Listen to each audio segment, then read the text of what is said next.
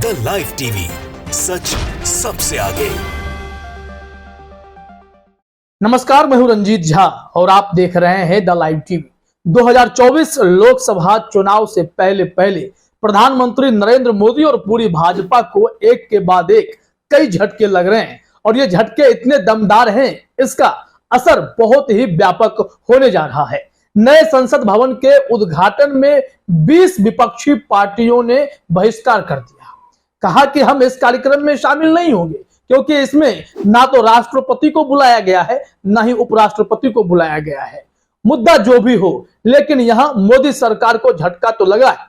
20 से 22 विपक्षी पार्टियां जो अपने अपने क्षेत्र में काफी मजबूत हैं, जिनका अपना जनाधार है, अगर वो यह मैसेज दे रही हैं कि वो नए संसद भवन के उद्घाटन कार्यक्रम से खुश नहीं है, इसमें संवैधानिक मूल्यों को ध्यान में नहीं रखा गया है, तो यह संदेश आम वोटरों में भी जाएगा। पहला झटका आप इसे देख ही रहे थे, लेकिन इससे बड़ा झटका सामने यह आया है कि नीति आयोग की बैठक में 8 राज्यों के मुख्यमंत्री शामिल नहीं हुए। इन लोगों ने इस बैठक का बहिष्कार कर दिया है। कुछ लोग ऐलान करके बहिष्कार किया, तो कुछ लोगों ने बहानेबाजी के जरिए बहिष्कार तो कर ही दिया है। इससे भारतीय जनता पार्टी को और प्रधानमंत्री मोदी को झटका लगा है। मोदी जी को यह झटका लगातार इस मायने में भी लग रहा है कि नए संसद भवन के बाद यह दूसरा सबसे बड़ा झटका है।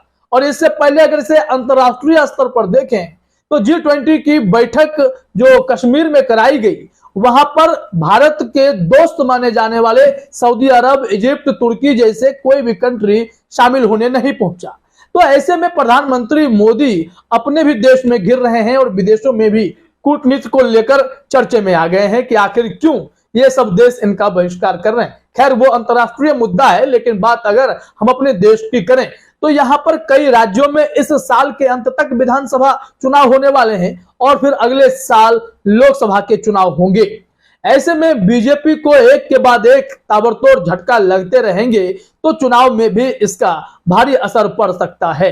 हम आपको बताएंगे कि इन 8 राज्यों में के कौन कौन से मुख्यमंत्री हैं जो नरेंद्र मोदी को और पूरी भाजपा को शॉक दे रहे हैं। जरा देखिए अपने स्क्रीन पर एबीपी न्यूज ने क्या खबर प्रकाशित की है। नीति आयोग मीटिंग, नीति आयोग की बैठक में क्यों नहीं आए 8 मुख्यमंत्री, 2 ने किया एलानिया बहिष्कार और जाने बाकी सीएम ने क्या बताई वजह। और वो 8 मुख्यमंत्री कौन कौन से हैं, इसमें तो सबसे पहले आप जानते ही होंगे अरविंद केजरीवाल के बारे में। इन्होंने तो बाकायदा पत्र लिखकर प्रधानमंत्री मोदी को कहा कि आपने अध्यादेश के जरिए संवैधानिक मूल्यों का उल्लंघन किया है, इससे आहत होकर हम नीति आयोग की बैठक में शामिल नहीं हो सकते हैं, क्योंकि केंद्र ही अगर मनमानी करेगा तो राज्यों के जाने का कोई मतलब है नहीं। इसके अलावा ममता बनर्जी ने बिना कोई कारण दिए ही इस बैठक में शामिल होना मुनासिब नहीं समझा। ममता बनर्जी और प्रधानमंत्री मोदी के बीच हमेशा से वाद विवाद रहा है। ऐसे में केजरीवाल भी देश भर में निकले हैं अपने अध्यादेश के खिलाफ राज्यसभा में एकजुट होने वाले दलों को जोड़ने के लिए, और इस तरीके से केजरीवाल भी कहीं ना कहीं विपक्ष को एकजुट करने में लगे हैं। वहीं बिहार के मुख्यमंत्री भी इसी काम में लगे हैं, जहां विपक्ष को एकजुट करने की कवायद चल रही है। नीतीश कुमार इसके लिए केजरीवाल से भी मिले थे और अलग अलग राज्यों के बड़े बड़े नेताओं से मुलाकात करके क्षेत्रीय पार्टियों को मजबूत करने की कोशिश नीतीश कुमार कर रहे हैं। एक साथ रहेंगे तभी बीजेपी के खिलाफ कोई मुहिम छिड़ सकती है, और इसके लिए ही पूरा विपक्ष एक साथ आ भी रहा है। कॉमन मिनिमम प्रोग्राम के जरिए साझी रणनीति भी बन रही है कि 475 सीटों पर एक सीट एक उम्मीदवार के फॉर्मूले के जरिए बीजेपी को पटकनी देने की पूरी तैयारी विपक्ष कर रहा है। और इस फॉर्मूले से बीजेपी को बड़ा नुकसान भी हो सकता है, क्योंकि पूर्व में यह नुस्खा आजमाया हुआ है। एबीपी न्यूज ने इस संबंध में जानकारी दी है कि नीति आयोग की बैठक में कौन कौन से मुख्यमंत्री शामिल नहीं हुए, उनके नाम, और बैठक आज ही चल रही है, यह भी जानकारी दी गई है।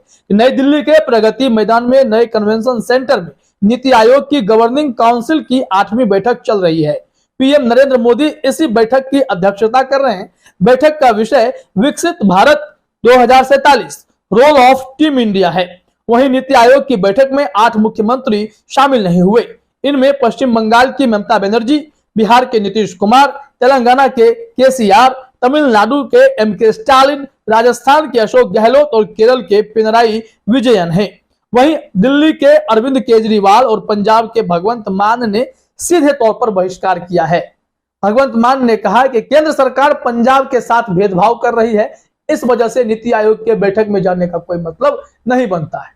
तमाम लोगों की टिप्पणी भी आई है और कुछ लोगों ने बहिष्कार किया है, इसको लेकर भी जानकारी दी गई है। हमने इस संबंध में आपको अरविंद केजरीवाल, ममता बनर्जी और फिर भगवंत मान के बारे में जानकारी दी है, लेकिन नीतीश कुमार ने क्या वजह बताई है, जरा वो अपने स्क्रीन पर आप देखिए।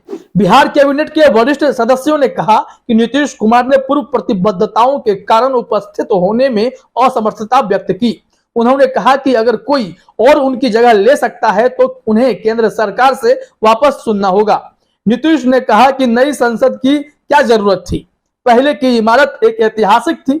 मैंने बार बार कहा है कि सत्ता में बैठे लोग इस देश के इतिहास को बदल देंगे। आज नीति आयोग की बैठक और कल नए संसद भवन के उद्घाटन में शामिल होने का कोई मतलब नहीं था। नीतीश कुमार के इस स्टेटमेंट के बाद कहीं न कहीं प्रधानमंत्री नरेंद्र मोदी और पूरी भाजपा को टेंशन हुई होगी।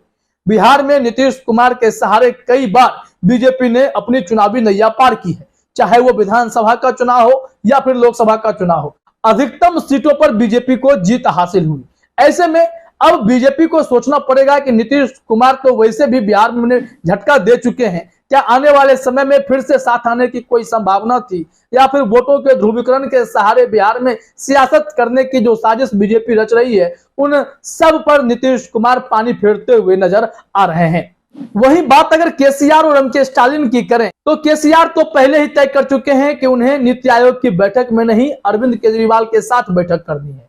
अरविंद केजरीवाल अध्यादेश के खिलाफ पूरे विपक्ष को गोलबंद करने की कोशिश कर रहे हैं कि एक साथ सब आइए और फिर मोदी सरकार के खिलाफ गोलबंद हुआ जाए, उनको घेरा जाए, ताकि राज्यसभा में यह अध्यादेश पलट जाए। दिल्ली की सरकार, चुनी हुई सरकार के पास फिर से ताकत लौटे, जो ताकत सुप्रीम कोर्ट ने अरविंद केजरीवाल को दे दी है। और जिस हिसाब से अरविंद केजरीवाल विपक्ष को एकजुट करने में लगे हुए हैं और फिर कांग्रेस भी उसी फॉर्मूले के तहत आगे बढ़ रही है, नीतीश कुमार भी आगे बढ़ रहे हैं, तो सबके साथ आने की संभावना बढ़ती जा रही है। और जैसे जैसे ये सब दल एक साथ होकर कॉमन मिनिमम प्रोग्राम पर सहमत हो रहे हैं, जैसे कि जिस राज्य में जो क्षेत्रीय पार्टियां मजबूत हैं उनके रास्ते में कोई और उम्मीदवार खड़ा नहीं होगा, कोई और अपनी पार्टी का उम्मीदवार वहां खड़ा नहीं करेगा, एक सीट एक उम्मीदवार का फॉर्मूला लागू होगा, तो फिर वहां विपक्ष की जीत होगी।